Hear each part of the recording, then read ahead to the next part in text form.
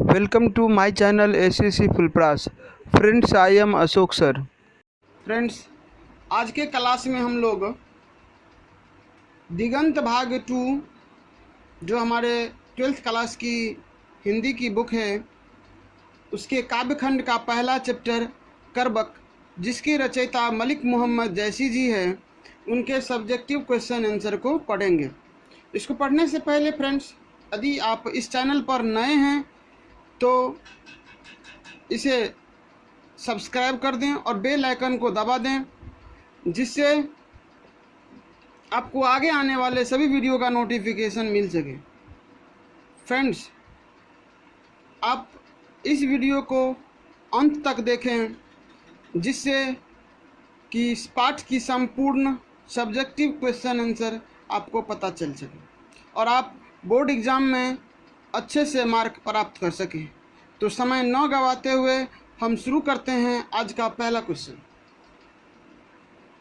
कवि ने अपनी एक आंख की तुलना दर्पण से क्यों की? कवि ने अपने एक आंख की तुलना दर्पण से क्यों की? कवि ने अपनी एक आंख की तुलना दर्पण से इसलिए की है क्योंकि दर्पण स्वच्छ व निर्मल होता है। उसमें मनुष्य की वैसी ही प्रतिछाया दिखती है जैसा वह वास्तव में होता है। कवि मलिक मोहम्मद जैसी स्वयं को दर्पण के समान स्वच्छ व निर्मल भावों से ओतप्रोत मानता है। कवि के इस निर्मल भावों के कारण ही बड़े बड़े रूपवान व्यक्ति उनके चरण पकड़ कर लालसा से उनके मुख को निहारते हैं। कवि कहते हैं कि जिस प्रकार दर्पण स्वच्छ और निर्मल होता है और उसमें वैसी प्रतिछाया होती जैसे वह दिखता है, तो कवि अपने आप को भी एक आंख होने के कारण दर्पण के समान ही स्वच्छ और निर्मल मानता है, जिससे वह सभी को समान रूप से देखता है। कवि के इसी गुण के कारण बड़े बड़े रूपवान, क्योंकि कवि तो कुरूप हैं, तो बड़े बड़े रूपवान व्यक्ति भी उसके चरण पकड़कर लालसा से उसको और निहारते हैं कि वह कुछ शब्द कहे, कुछ शब्दों में उसे कुछ समझाएं। चलते हैं फ्रेंड्स दूसरे क्वेश्चन पर। पहले करबक में करबक, कांच और कंचन से क्या तात्पर्य है? फ्रेंड्स, करबक पाठ्य कविता में 2 करबक दिए गए हैं।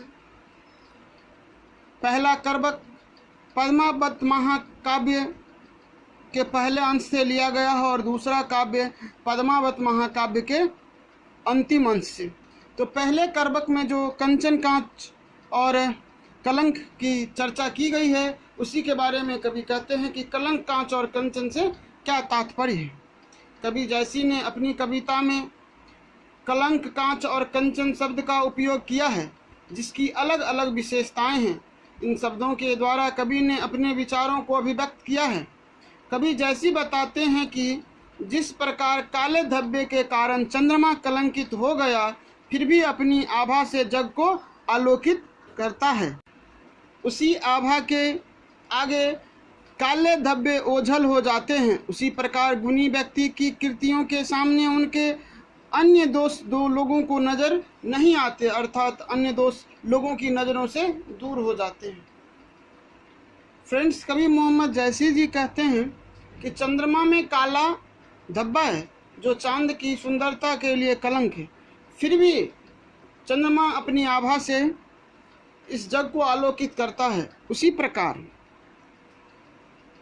गुणी व्यक्ति की कृतियां अर्थात उसके गुण इस प्रकार लोगों के सामने हावी होते हैं, इस प्रकार उसके सामने दिखाई देते हैं, जिससे उनमें जो उत्पन्न दोष होते हैं वह लोगों को नज़र नहीं आता है।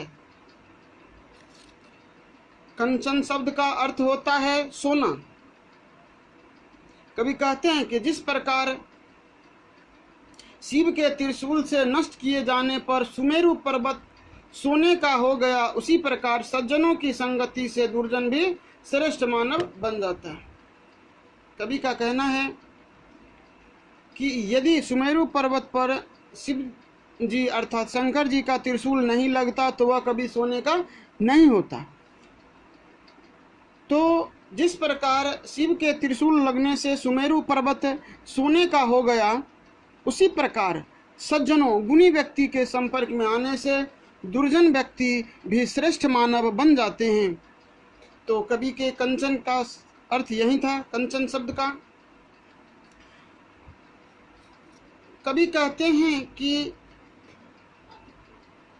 बिना घड़िया में गलाए कांच असली स्वर्ण रूप को नहीं प्राप्त कर सकता है। ठीक उसी प्रकार संसार में किसी मानव को बिना संघर्ष, तपस्या और त्याग के श्रेष्ठता की प्राप्ति नहीं होती है। फ्रेंड्स, यहाँ कवि का कहना है कि घड़ियाँ मतलब सोना गलाने का पात्र, परंतु वह सोना का नहीं होता। सोना गलाने वाला पात्र सोना का नहीं होता है, परंतु कवि का कहना है कि यदि उस पात्र में सोना गलाया जाता है, जब उस पात्र में सोना गलाया जाता है तब वह पात्र भी सोने के जैसा चमकदार हो जाता है। इसी प्रकार जब कोई व्यक्ति तपस्या, त्याग और संघर्ष करता है तो वह श्रेष्ठ हो जाता है और उसके बिना वह श्रेष्ठता को प्राप्त नहीं कर सकता। क्वेश्चन हमारा कि पहले करबक में व्यंजित जैसी के आत्मविश्वास का परिचय अपने शब्दों में दे। देखिए आंसर में, महाकवि जैसी अपनी कुरूपता और एक आंख से अंधे होने पर शोक प्रकट नहीं करते हैं, बल्कि आत्मविश्वास के साथ अपनी काव्य प्रतिभा के बल पर लोक कल्याण की बातें करते हैं। फ्रेंड्स, सही बात है कि यहाँ जो कवि है मलिक मोहम्मद जैसी जी, वह कुरूप हैं, एक आंख से काने हैं और एक कान से बहरे भी हैं, फिर भी वह अपने आप पर उस कुरूपता को हावी नहीं होने देता, उस पर वह शोक प्रकट नहीं करता है और लोगों की कल्याण की बातें करते रहता है। कवि कहते हैं कि जिस प्रकार चंद्रमा काले धब्बे के कारण कलंकित तो हो गया, किंतु प्रभाव युक्त आभा से सारे जग को आलोकित करता है, अतः उसका दोष ओझल हो जाता है। जिस प्रकार आम में मंजरियों या डाब नहीं आने पर सुबास पैदा नहीं होते हैं, समुद्र का पानी खारा युक्त होने के कारण ही उसके गुण हीनता का द्योतक है। सुमेरु पर्वत की यश गाथा भी शिव त्रिशूल के स्पर्श के बिना निरर्थक है। घड़ियां में तपाए बिना सोना में निखार नहीं आता है। ठीक उसी प्रकार कभी जीवन भी नेत्रहीनता के कारण दोष भाव उत्पन्न करता है, किंतु उसकी काव्य प्रतिभा के कारण सब कुछ गौण पर जाता है। फ्रेंड्स, कवि का कहना है कि जिस प्रकार आम में मंजरी जब तक नहीं लगती तब तक वह सुगंध नहीं देता है, चंद्रमा में धब्बा है जिससे कारण वह कलंकित है, फिर भी अपनी आभा को बिखेरती रहती है। समुद्र का पानी खारा युक्त होने के कारण वह उसका गुण हीनता का द्योतक है, क्योंकि वह कोई उस पानी को यूज नहीं करता, उपयोग नहीं करता, इसलिए वह दोष युक्त है। फिर भी नमक हम उसी से प्राप्त करते हैं। सुमेरु पर्वत अगर शिव त्रिशूल से नष्ट हुआ तो सोने का हो गया, यह तो उसका दोष था कि वह नष्ट हो गया, फिर भी वह नष्ट होने के बावजूद भी सोना कंचन कहलाया। घड़ियाँ वैसे तो उसका कोई महत्व नहीं है, परंतु जब उसमें सोना तपाया जाता है तो वह चमकदार हो जाती है। ठीक उसी प्रकार कभी अपने नेत्रहीनता को जीवन का दोष न मानकर लोगों की कल्याण की बात करता है और उसकी काव्य संपूर्ण संसार में प्रसिद्ध है, और उसका वह दोष जो कुरूप और अंधेपन, बहरेपन का था वह गौण पर जाता है। केवल उसके काव्य के लिए ही जयसी जी को याद रखा गया, ये कवि का कहना था। आगे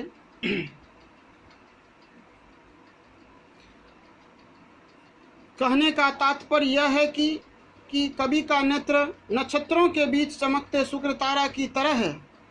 उपरोक्त प्रतीकों के आधार पर कवि ने अपने आत्मविश्वास का सटीक चित्रण अर्थात परिचय अपनी कविताओं द्वारा किया है। फ्रेंड्स, अगला क्वेश्चन, रकत कैलेयी का क्या अर्थ होता है? रकत कायलेई का क्या अर्थ होता है? कविवर मलिक मोहम्मद जैसी जी कहते हैं कि मैंने यह काव्य रचकर सुनाया है। इस काव्य को जिसने भी सुना उसे प्रेम की पीड़ा का अनुभव हुआ है। मैंने इस कथा को रक्त रूपी लेई से जोड़ा है और इसकी असीम प्रीति को आंसुओं से भिगोया है। यही सोचकर मैंने इस ग्रंथ का निर्माण किया, रचना किया है कि संसार में कदाचित मेरी यह निशानी शेष रह जाएगी। अर्थात कहने का अर्थ है कि अगर मैं इस संसार में ना रहूं, फिर भी यह रचना हमारी निशानी के रूप में इस संसार में, इस धरती पर उपस्थित रहेगा। अगला क्वेश्चन है, व्याख्या करें। धनी सो पुरुष जस कीर्ति जासु, फूल मरे पाए मरे न आंसू। फ्रेंड्स, यह हम लोग भावार्थ जब पढ़ रहे थे कविता पाठ का, तो उसमें भी यह लाइन दी गई थी। यह एक वाक्य था वहाँ पर भी, जिसको वहाँ पर हमने भावार्थ अर्थात उस लाइन का अर्थ बताया था, और हमने कहा था कि इसकी व्याख्या हम आगे पढ़ेंगे। तो आ जाते हम लोग व्याख्या पर। तो फ्रेंड्स, केवल यहाँ पर एक ही लाइन का हम लोग व्याख्या पढ़ते हैं, परंतु जितना करवक में वह वाक्य दी गई है सभी की व्याख्या हम कर सकते हैं। तो एक व्याख्या उदाहरण के रूप में यहाँ पर हम आपको बता दे रहे हैं, और उसी प्रकार आपको उन सभी का व्याख्या करना है। फ्रेंड्स, देखिए यहाँ पर क्या है कि प्रस्तुत पंक्तियाँ हमारे पाठ्य पुस्तक दिगंत भाग 2 के मलिक मोहम्मद जैसी रचित करवक के द्वितीय भाग से उद्धृत की गई है। तो फ्रेंड्स, क्या है कि हम लोगों के इस करवक पाठ में 2 करवक दिए गए हैं, एक पद्मावत के प्रथम अंश से और एक पद्मावत के अंतिम अंश से। तो 2 अंश है यहाँ पर। तो ये जो यहाँ पर जो वाक्य है, धनी सो पुरुष जैसे कीर्ति जासु, फूल मरे पाए मरे न वासु, ये द्वितीय करवक से लिया गया है। तो फ्रेंड्स, हम चाहे किसी भी वाक्य का व्याख्या क्यों ना करें, ये लाइन आपको याद रखना है। अगर प्रथम से लिया गया है तो यहाँ पर प्रथम लिखेंगे, द्वितीय से लिया गया है तो द्वितीय, बाद बाकी इसमें किसी प्रकार का परिवर्तन नहीं होगा। ये ध्यान रखना आपको, इसमें परिवर्तन नहीं होगी। और हाँ, ऊपर जो वाक्य है उसका अर्थ अब नीचे बताया जा रहा है। तो देखिए, उपरोक्त पंक्तियों में कवि का कहना है कि जिस प्रकार पुष्प अपने नश्वर शरीर का त्याग कर देता है किंतु उसकी सुगंध धरती पर व्याप्त रहती है, ठीक उसी प्रकार महान व्यक्ति भी इस धरा पर अवतरित होकर अपनी कृति पताका सदा अर्थात हमेशा के लिए इस भुवन में फहरा जाते हैं। पुष्प के सुगंध के समान यशस्वी लोगों की कृतियां भी विनष्ट नहीं होती है। तो फ्रेंड्स, एक चीज देखिए कि यहाँ जो व्याख्या है ये तो हो गई, यहाँ पर इतना दूर में व्याख्या हम लोगों का यहाँ से शुरू हुई, यहाँ तक आगे खत्म होगी, जो लाइन दी गई थी ऊपर उसका। तो इसी प्रकार हम जितने वाक्य पढ़े थे, इसमें जितना दोहा था इस काव्य में, सबका हम व्याख्या इसी प्रकार कर सकते हैं। फ्रेंड्स, ये चीज़ याद रखना, जो यहाँ से यहाँ तक लिखी गई है वह इस वाक्य का अर्थ ही है, भावार्थ ही है। ये व्याख्या जो है उसका भावार्थ ही। हाँ, व्याख्या में कुछ चीज़ आपको ये जो है यहाँ से यहाँ तक ये जो जोड़ना है, ये लाइन है, ये व्याख्या में आवश्यक है। परंतु इसके बाद अगर आप चाहें तो और नीचे कुछ बढ़ा चढ़ा के भी लिख सकते हैं, परंतु अगर केवल इसका भावार्थ भी इस लाइन का यहाँ पर लिख देते तो बेहतर था। फ्रेंड्स, उम्मीद करते हैं कि आपको ये वीडियो अच्छी लगी होगी और इसमें व्याख्या भी समझ में आ गई होगी। तो इस वीडियो को लाइक करें, अपने दोस्तों को शेयर करें, जिससे बोर्ड एग्ज़ाम में आपके साथ साथ आपके दोस्तों का रिजल्ट भी बेहतर आए। तो जय हिंद, थैंक्स फॉर वॉचिंग।